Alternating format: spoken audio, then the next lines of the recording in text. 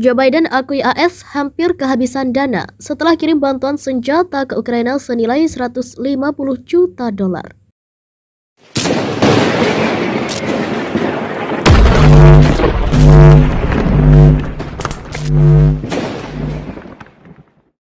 Presiden AS Joe Biden mengatakan pemerintah Amerika Serikat hampir kehabisan dana yang digunakan untuk jaminan keamanan salah satunya ke Ukraina.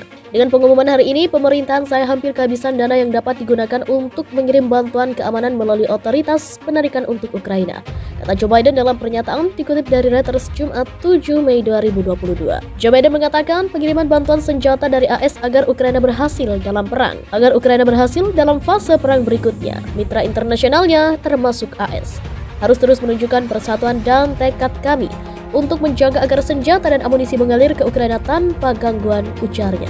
Joe Biden kemudian mendesak Kongres AS untuk segera menyetujui pengiriman bantuan senjata senilai 150 juta dolar AS. Paket bantuan senjata terbaru AS ke Ukraina terdiri dari 25.000 peluru artileri 155 mm, radar kontra artileri, peralatan jamming dan peralatan lapangan dan suku cadang. Paket bantuan ini mengikuti proposal Joe Biden senilai 33 miliar dolar AS pekan lalu kepada Kongres AS.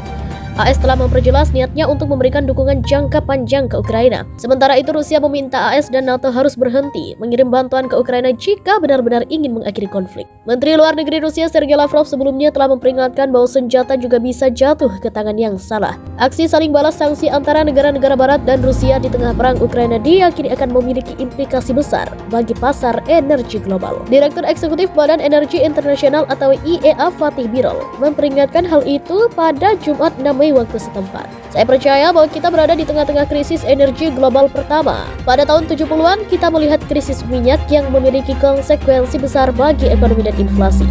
Tapi kemudian itu hanya minyak, kata ahli ekonomi dan energi Turki itu di Wida. Seperti dikutip dari RT Sabtu 7 Mei. Yang mengingatkan bahwa Rusia adalah pengekspor minyak dan gas alam nomor 1 dunia, serta pemain utama di pasar bahan yang digunakan oleh sektor energi. Dari situ bisa dibayangkan apa yang terjadi jika kemudian sanksi diberlakukan. Oleh karena itu, sanksi yang dijatuhkan pada Rusia atau keputusan politik dari Kremlin memiliki dan akan memiliki konsekuensi besar bagi pasar energi, lanjut Birol. Mantan Presiden Brazil Luiz Inacio Lula da Silva buka suara soal keadaan dunia saat ini. Ia memberi pernyataan terkait konflik Rusia versus Ukraina. Lula juga menyebut dirinya menghormati Presiden Amerika Serikat Joe Biden atas proposal kebijakan ekonominya. Namun tidak cukup hanya mengumumkan program, tetapi harus menjalankannya. Biden dilaporkan mengalami momen sulit dengan itu. Selain itu, Lula yakin Presiden Amerika belum menunjukkan kepemimpinan sehubungan krisis Rusia-Ukraina. AS memiliki banyak pengaruh politik, kata Lula dan Silva yang diwawancarai majalah Time yang diterbitkan Rabu 4 Mei 2022. Biden bisa menghindari perang, bukan menghasutnya. Dia bisa berbicara lebih banyak berpartisipasi. Biden bisa saja naik pesawat ke Moskow untuk berbicara dengan Putin, katanya. Ini adalah sikap yang Anda harapkan dari seorang pemimpin. Untuk campur tangan sehingga hal-hal tidak keluar jalur, saya tidak berpikir dia melakukan itu, ibunya. Selain itu, Lula menyatakan pandangannya Biden tidak akan diminta untuk membuat konsesi apapun kepada Rusia jika dia telah melakukan upaya untuk bernegosiasi. Dengan cara yang sama, ketika Amerika membujuk Rusia untuk tidak menempatkan rudal di Kuba pada 1961, Biden bisa saja mengatakan, kami akan berbicara sedikit lagi. Kami tidak ingin Ukraina di NATO berhenti total. Itu bukan konsesi, kata Lula da Silva. Menurut Lula, para politisi menuai apa yang ditabur, bukan hanya Putin yang bersalah. AS dan UE juga bersalah. Apa alasan invasi Ukraina? NATO, tanya Lula. Maka AS dan Eropa seharusnya mengatakan Ukraina tidak akan bergabung NATO. Itu akan menyelesaikan masalah, tegasnya. Lebih jauh dia mengecam politisi Eropa karena menghasut situasi yang bergejolak saat ini. Orang-orang Eropa bisa saja mengatakan tidak sekarang, bukan saatnya bagi Ukraina untuk bergabung UE. Kami akan menunggu. Mereka tidak harus mendorong konfrontasi, katanya menawarkan alternatif. Komentar Lula ini muncul saat Brasil bersiap menghadapi perhelatan politik pemilihan presiden Oktober 2022. Dua kandidat kuat, politisi Partai Buruh dan Presiden sayap kanan Brasil saat ini Jair Bolsonaro akan bertarung.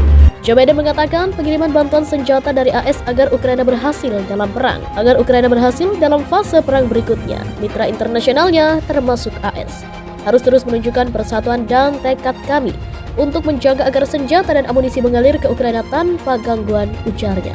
Joe Biden kemudian mendesak Kongres AS untuk segera menyetujui pengiriman bantuan senjata senilai 150 juta dolar AS. Paket bantuan senjata terbaru AS ke Ukraina terdiri dari 25.000 peluru artileri 155 mm, radar kontra artileri, peralatan jamming dan peralatan lapangan dan suku cadang.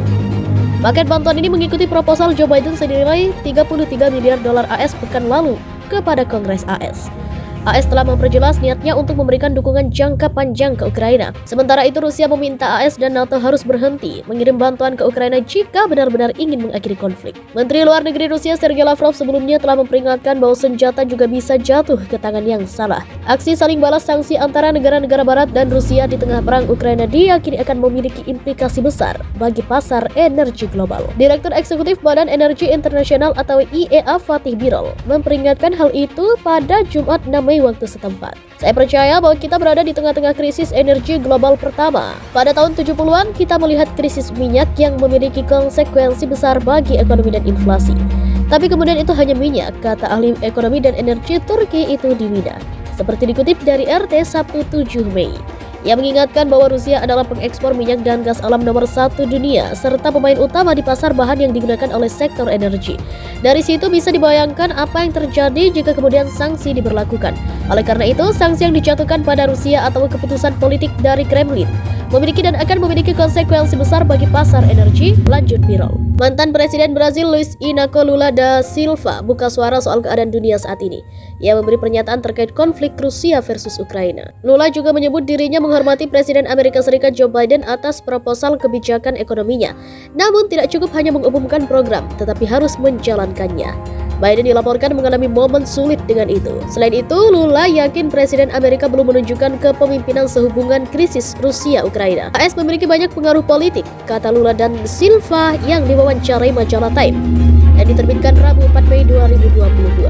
Biden bisa menghindari perang, bukan menghasutnya. Dia bisa berbicara lebih banyak berpartisipasi. Biden bisa saja naik pesawat ke Moskow untuk berbicara dengan Putin, katanya. Ini adalah sikap yang Anda harapkan dari seorang pemimpin. Untuk campur tangan sehingga hal-hal tidak keluar jalur, saya tidak berpikir dia melakukan itu, ibunya.